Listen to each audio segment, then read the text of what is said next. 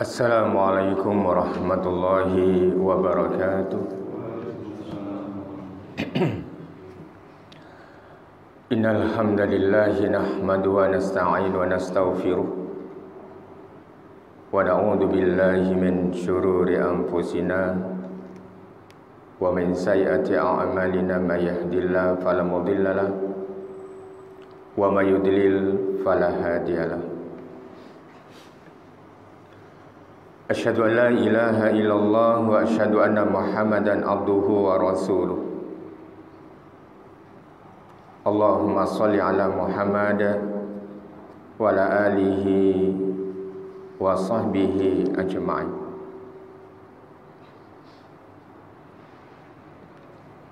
Bapak-bapak, para jamaah rahimakumullah,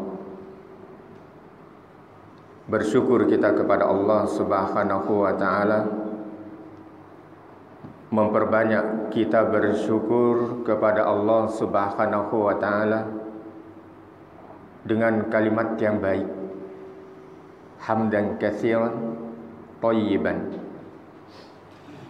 Bagaimana kita bersyukur kepada Allah Subhanahu wa ta'ala dengan kalimat yang baik? Ketika kita bersyukur dengan kalimat yang baik atau thayyiban, maka dalam kehidupan diri kita, insyaallah Allah akan memberikan kepada kita dan keluarga kita. Bersyukur kita di pagi hari ini, kita bersama-sama mengkaji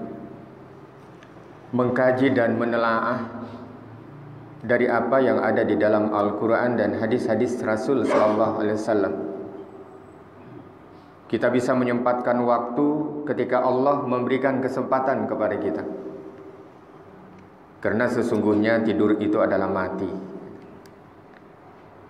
Karena sesungguhnya tidur itu adalah mati, dan ketika kita diberikan oleh Allah untuk bisa membuka mata kita, satu anugerah dari Allah Subhanahu wa ta'ala yang Allah berikan kesempatan itu kepada kita, dan kita gunakan dengan sebaik-baiknya untuk mengisi dalam hidup ini sesuatu yang baik atau kebaikan-kebaikan, sehingga dengan demikian kita merasa ringan melangkahkan kaki kita tumatan rumah dari rumah menuju rumah Allah, menuju musalla, menuju masjid. Tidak lain adalah kita memenuhi panggilan atau seruan Allah Subhanahu wa ta'ala. Itulah yang difirmankan oleh Allah Subhanahu wa ta'ala di dalam Al-Quran, surah Ar-Ra'd. Surah Ar-Ra'd itu adalah surah yang ke-13. Surah Ar-Ra'd itu adalah surah yang ke-13 di dalam Al-Quran. Ayatnya ayat yang ke-18. Firman Allah Subhanahu wa ta'ala, A'udzu billahi minasyaitonir rajim, lilladzina istajabu lirabbihimul husna. Lilladzina istajabu lirabbihimul husna. Yang kata Allah Subhanahu wa ta'ala dalam ayat ini memberikan kepada diri kita suatu gambaran, satu pelajaran, suatu ibrah yang harus kita laksanakan, yang ketika seseorang itu bagi orang-orang yang senantiasa, bagi kita tentunya, atau bagi keluarga kita, yang ketika orang itu memenuhi seruan Allah Subhanahu wa ta'ala kepada kita, kita diajak dengan melalui azan, kita dipanggil melalui azan, maka kata Allah Subhanahu wa ta'ala, orang yang seperti itu, janji Allah kepada kita, orang yang seperti itu kata Allah Subhanahu wa ta'ala, dia akan menerima balasan yang baik. Lirabbihimul husna. Maka dia akan mendapatkan balasan yang baik, sehingga orang-orang yang beriman terasa ringan gitu. Kita merasa rugi. Kenapa? kita memenuhi seruan Allah. Tidak ada sedikit pun yang membuat diri kita tidak bergairah dan ghirah itu hilang, tidak ada. Kenapa? Panggilan Allah.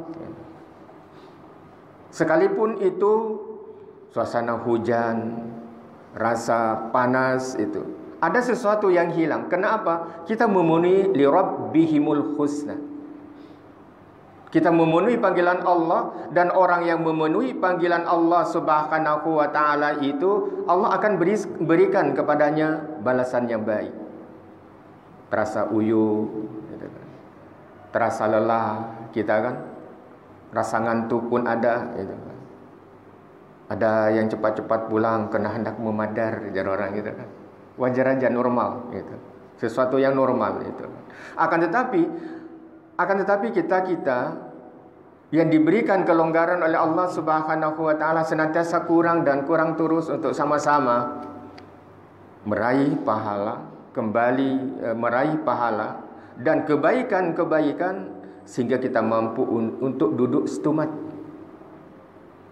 Karena menghadiri majelis ilmu itu, maka orang yang menghadiri majelis ilmu yang di dalam hadis Rasul sallallahu alaihi wasallam, yang di dalamnya diisi dengan sebuah kajian-kajian dari Al-Qur'an, dijelaskan kepadanya beberapa ayat di dalam Al-Qur'an dan hadis-hadis Rasul sallallahu alaihi wasallam, orang itu akan senantiasa para malaikat mendoakan kepada mereka, kepada orang-orang yang senantiasa berada di majlis zikir dan di majlis ilmu. Oleh kerana jamaah rahimakumullah, kebalikannya di dalam ayat itu adalah kebalikannya kata Allah Subhanahu wa taala, walladzina lam yastajibu lah law anna lahum ma fil ardi jami'a wa mithlahu ma'ahu tadaw bih ulaika lahum su'ul hisab wa ma'wahumun nar wa ma'wahum jahannam wa bi'sal mihad.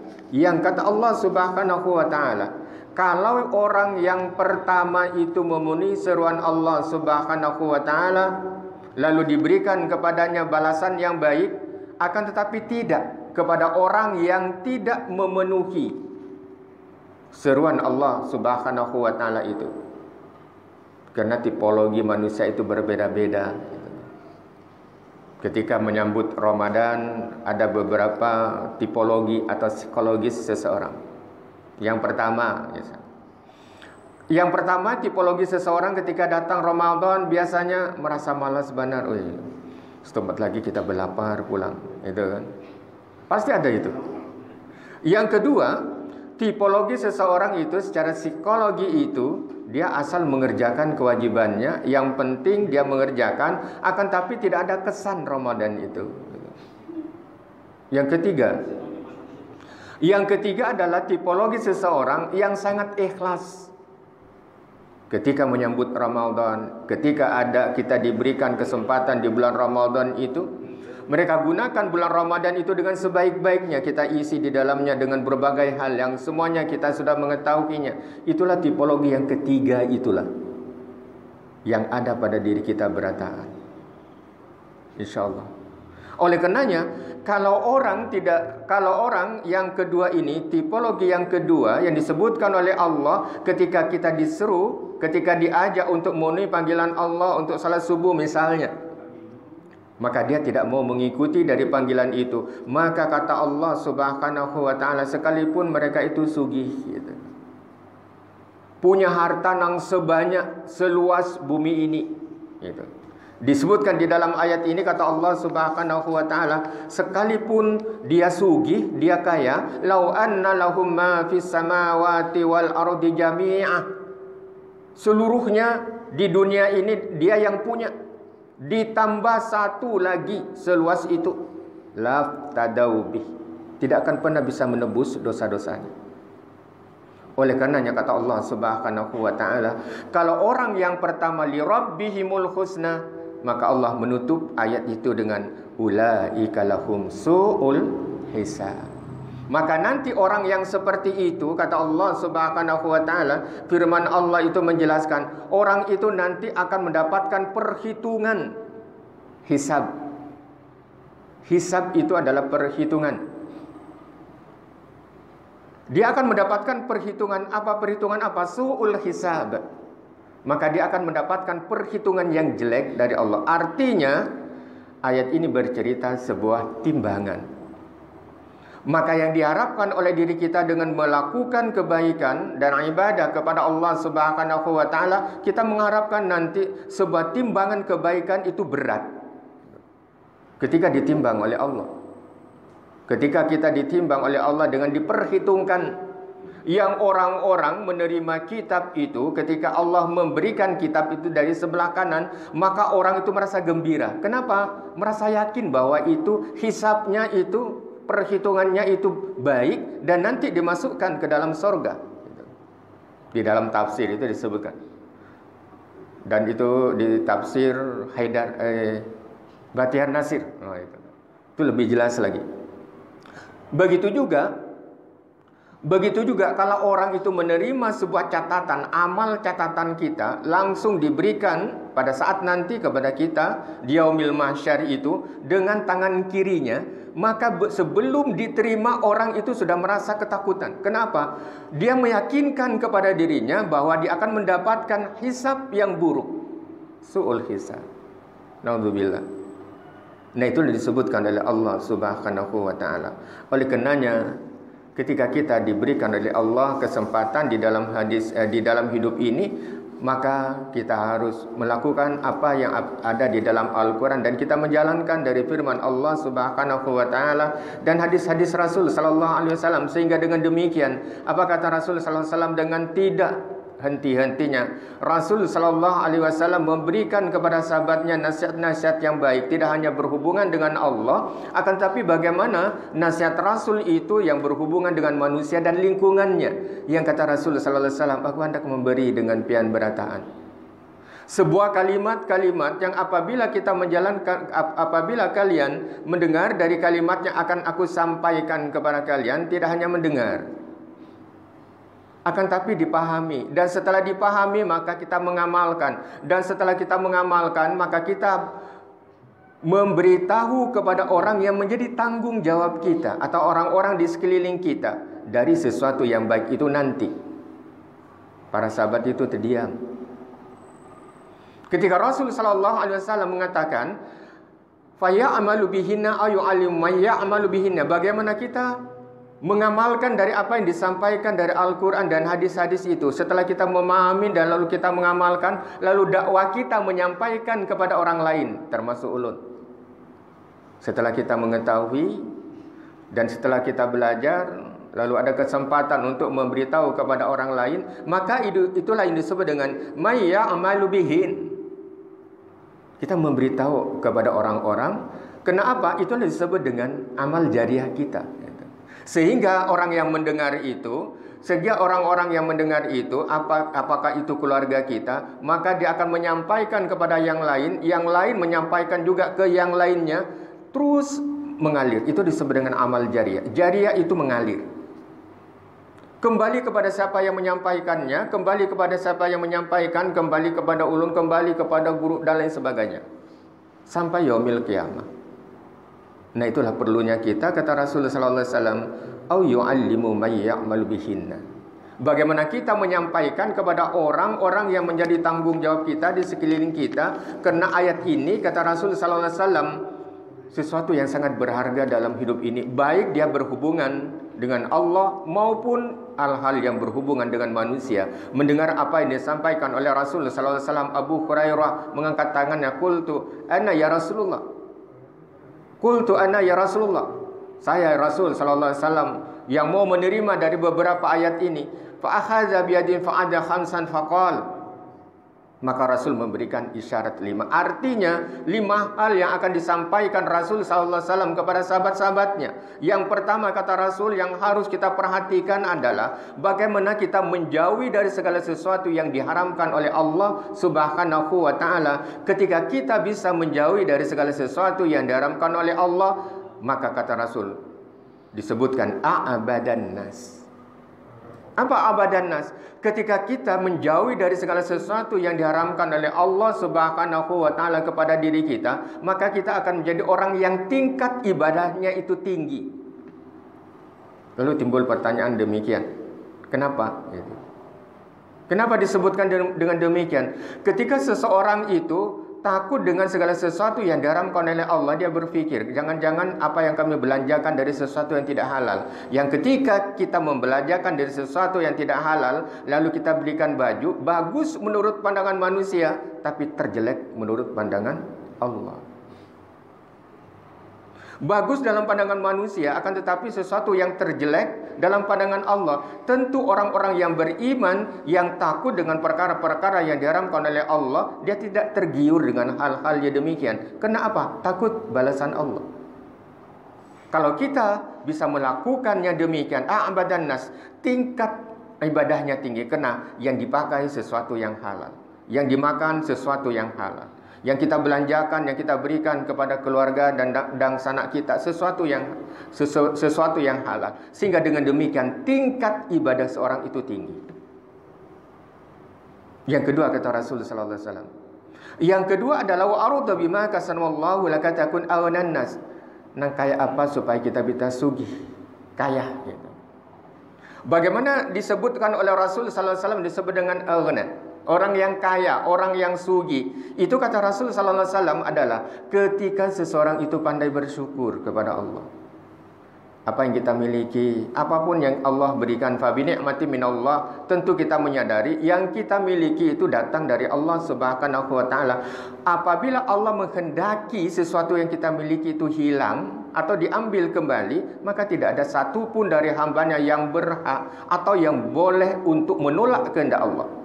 Banyak orang yang sugih bangkrut, itu kan? Banyak orang yang punya pangkat jabatannya tiba-tiba diturunkan, diganti orang.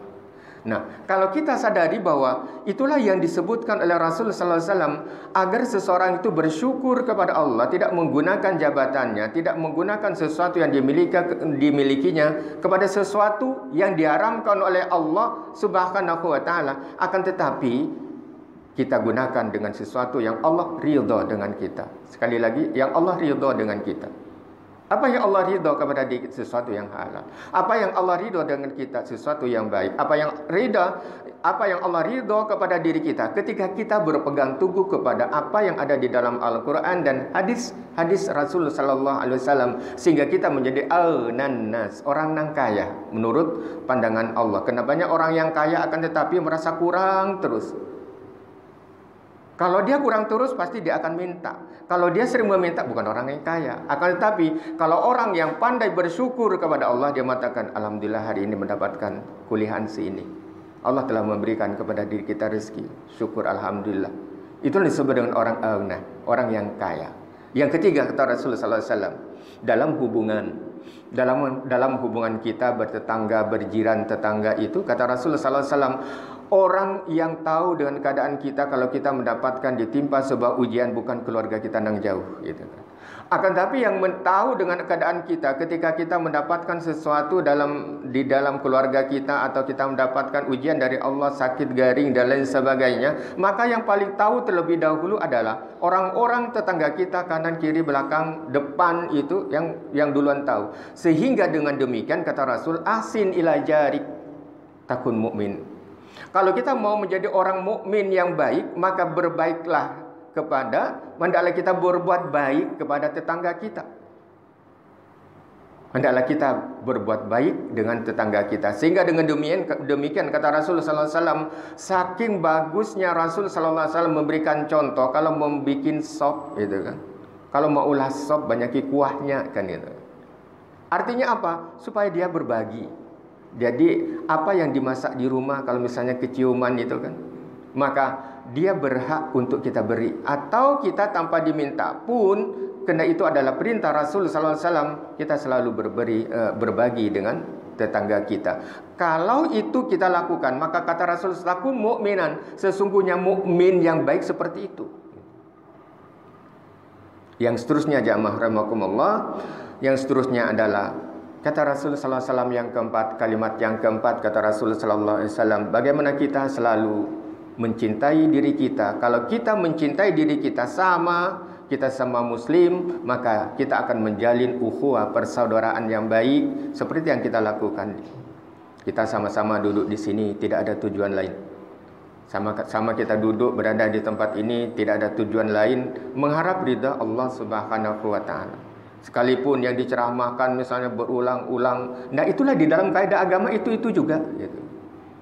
Tinggal ke pengamalan kepada diri kita. Sesungguhnya kita sudah mengetahui apa yang halal, apa yang haram, apa yang batil, apa yang hak. Semuanya itu sudah mengetahui. Akan tetapi kata Allah Subhanahu wa taala, wa'ada wa thamud wa laqad tabayyana lakum itu mim masakinihim wa zayyana lahumus syaitan.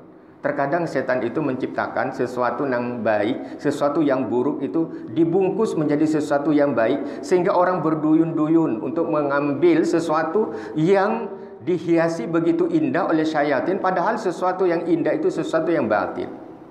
وَزَيَّنَ لَهُمُ الشَّيْطَانُ أَعْمَالَهُمْ. Ketika mereka tidak bisa membedakan, berlomba-lomba untuk mengambil sesuatu yang menurut mereka itu baik dalam pandangannya, padahal itu dibungkus syaitan itu sesuatu yang batil. Nampaknya dari luar sesuatu yang baik, tapi begitu kita lakukan bahwa itu adalah sesuatu yang batil. Apa kata Allah? وَعَادَ وَثَمُودَ وَلَقَدْ تَبَيَّنَ لَكُم مِّن مَّسَاكِنِهِمْ وَزَيَّنَ لَهُمُ الشَّيْطَانُ أَنْ فَصَدَّهُمْ عَنِ السَّبِيلِ. Sesungguhnya kita memilih jalan sabil, jalan yang tidak baik. Padahal kata Allah, وَمَا كَانُوا مُسْتَبْصِرِينَ. Sesungguhnya kalian itu melihat dari kejadian itu, akan tapi dominan itu setan. Oleh karena kata Rasul sallallahu alaihi wasallam, kalau kita bisa melakukan yang demikian, kata Rasul sallallahu alaihi wasallam, takun musliman, sehingga sifat seorang muslim itu seperti itu gitu. Maksudnya adalah ketika sifat seorang seperti itu, kata Rasul sallallahu alaihi wasallam, yang diharapkan oleh Rasul sallallahu alaihi wasallam adalah bagaimana diri kita itu tidak terpengaruh kalau itu sebuah kaidah agama atau ajaran yang disampaikan oleh Rasul sallallahu alaihi wasallam, yang kata Rasul sallallahu alaihi wasallam itu, ajaranku, apa yang disampaikan tidak ada yang kurang dan tidak boleh kita lebihi. Itu yang kita jalankan. Kalau bisa melakukan demikian, insya Allah kita menjadi orang-orang yang muslim yang baik. Yang terakhir kata Rasul sallallahu alaihi wasallam. Kata Rasul sallallahu alaihi wasallam, yang harus kita hindari dalam hidup ini, matinya hati kita. Apa yang disebut dengan matinya hati kita? Terkadang ada sebagian orang itu membuat hatinya mati itu disebabkan yang dia miliki. Saking asiknya memiliki sesuatu yang dia cintai itu, asik dia melihat, membuka dari HP-nya itu sesuatu yang menurut dia adalah sesuatu yang menyenangkan. Saking asiknya, ada panggilan Allah Subhanahu wa taala, dia tetap melihat. Tetap dia membuka, alang-alang belum selesai. Begitu syaitan itu, nah itu disebut dengan bagaimana syaitan itu membungkus sesuatu yang jelek itu menjadi baik.